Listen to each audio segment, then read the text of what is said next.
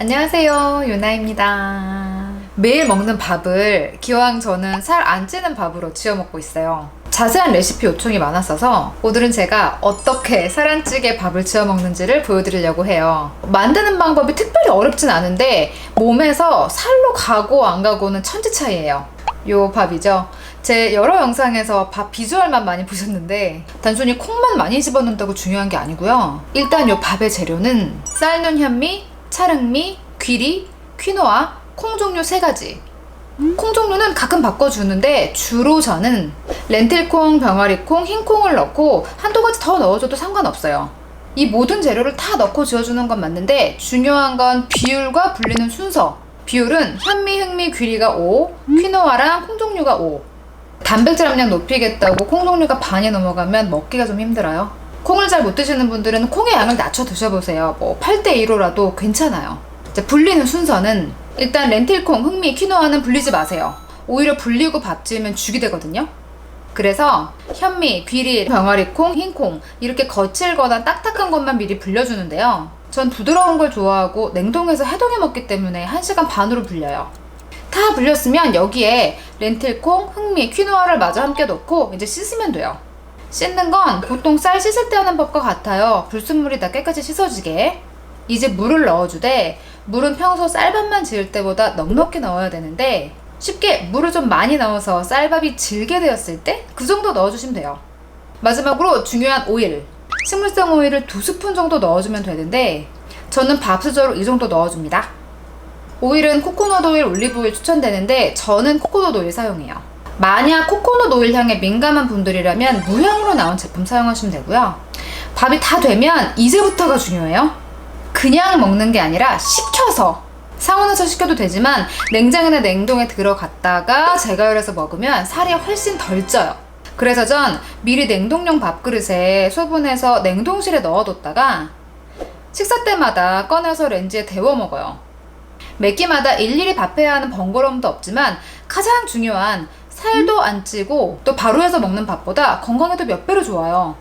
그래서 밥을 식혀서 먹는 방법이 당뇨 환자들한테도 추천되는 방법이에요. 살이 안 찐다고 해서 영양성분이 떨어지거나 이런 게 아니라 탄수화물을 그냥 먹으면 혈당이 높아지는데 이게 건강에 안 좋은 거거든요. 왜 저항성 전분이라고 들어보셨죠? 이미 제 레시피 보고 예상하신 분들도 계실 텐데 쌀이나 감자 같은 탄수화물에 들어있는 전분이 지방으로 전환되면서 복부 비만이 생기고 혈당도 높아지는 거거든요. 이 전분을 식히면 몸속에서 소화에 저항하는 형태로 바뀌어요. 그래서 체내 흡수가 잘 안 돼서 살이 덜 찌는. 쌀밥을 똑같은 양을 먹어도 뜨거운 걸 한번 식히기만 하면 이걸 데워 먹어도 칼로리 섭취가 반으로 준다고 해요. 상온에서 식히면 저항성 전분이 2배 증가, 냉장고로 들어가면 무려 3배 증가. 그래서 저는 밥을 해서 이렇게 식혔다가 아예 냉동으로 넣어버려요. 그랬더니 밥 먹을 때마다 너무 편해요. 제 밥은 흰쌀이 없어서 맛없을 것 같다 하실 텐데 물론 100% 흰쌀밥보다 맛있다고는 못하겠지만 재료들 중 찰흑미를 넣기 때문에 거친 식감이 조절되고요. 또 충분히 불리기 때문에 전 오히려 이 밥에 익숙해져서 이제 일반 쌀밥은 더 별로예요. 진짜로. 자꾸 먹다 보면 이게 더 맛있어요. 100% 쌀밥만 먹으면 이제 뭔가 좀 부족한 맛? 그리고 이미 퀴노아는 쌀보다 단백질이 2배 높고 특히 현미는 쌀로 다 깎여나가는 각종 미네랄을 섭취할 수 있고요. 거기에 식물성 오일을 넣게 되면 저항성 전분을 더 끌어올려주고요. 그래서 결국 제가 정착한 이 구성이 거의 끝판 레시피가 되어버렸죠. 저도 뭐 이런저런 별의별 구성 다 해 먹어봤거든요. 근데 이렇게 꾸준히 먹기 시작하니까 저는 진짜로 한 달 정도 만에 이 저항성 전분의 효능이라는 걸 보기 시작했어요.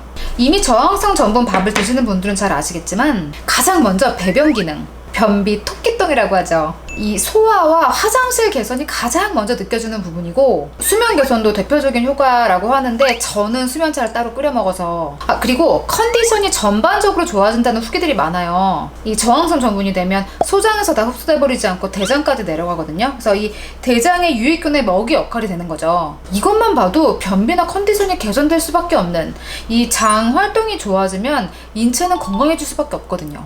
다이어트 하시는 분들 추가 팁 드리면 감자나 고구마 같은 탄수화물도 냉장고에 식혔다 먹으면 저항성 성분이 증가해서 칼로리를 확 낮출 수 있는 건 같아요.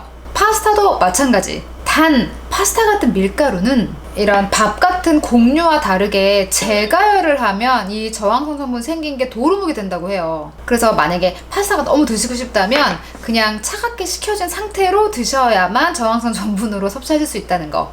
차가운 파스타 이러고 이상하실 수도 있는데 왜 해외 나갔을 때 마트 이런 데 가면 샐러드 코너에서 파스타 차갑게 떠서 팔잖아요. 현지 분들은 그렇게 콜드푸드로 잘 드시거든요. 사실 그게 되게 좋은 방식이에요. 그리고 탄수화물 함량이 높은 과일 바나나는 저항성 전분이 많은 과일이래요.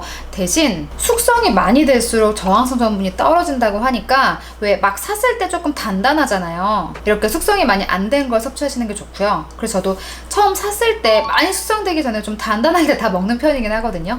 그리고 과일 중에 뭐 사과나 베리류도 저항성 전분이 들어있는 과일이라고 해요. 이거 참고하세요. 이미 저항성 전분 밥을 지어 드시는 분들도 많이 계신데 기왕이면 이렇게 쌀만 식혀서 먹는 것보다 제가 하는 방식으로 좀 잡곡이나 콩 종류를 같이 넣어서 드시는 걸 더 추천드리고요. 식혀 먹는 개념이 단순히 다이어트뿐 아니라 건강을 생각해서라도 요 밥 짓는 방식을 조금만 바꿔서 하시면 좋을 것 같아요. 자, 오늘 영상도 좀 유익하셨죠? 저는 다음 주에 또 더 유익한 영상으로 돌아올게요.